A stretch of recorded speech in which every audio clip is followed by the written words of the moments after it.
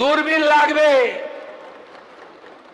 কালকে অনেক বড় বড় কথা বলেছেন, আয় শুভেন্দু অধিকারী, আয় অমিত শাহ। কি বলেছিলেন? ডিজে বাজাবেন। 4 তারিখে অমিত শাহ যেন রাজ্যে থাকে।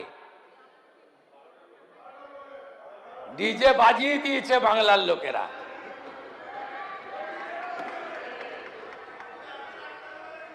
এই সরকার ভদ্র আছে বলে না, এখনো এরকম প্যান্টের পকেটে হাত ঢুকিয়ে ওই হিরো কায়দায় 2000 লোকের সামনে হাত নাড়তে নাড়তে আপনাকে আমি বলে গেলাম, ওই ছোড়াকে, প্রতিষ্ঠিত চোর, ওকে আমি বলে গেলাম, ভিতরে থাকবেন কি বাইরে থাকবেন ভবিষ্যৎ বলবে। যেখানেই থাকুন ডায়মন্ড হারবারে লড়ুন।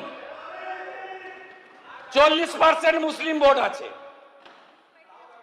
তারপরেও আপনাকে যত ভোটে জিতেছেন তত ভোটে যদি হারাতে না পারি, মিলিয়ে নেবেন আপনি।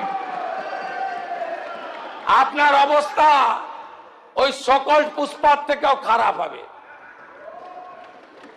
আরেকজন বলছেন আমি ফিরে আসব, সবাই গদ্দার, সব চোরে নাকি চলে গেছে ওদিকে। সমর মুখার্জি চোর, বিপ্লব মিত্র চোর, গোলাম রব্বানি চোর,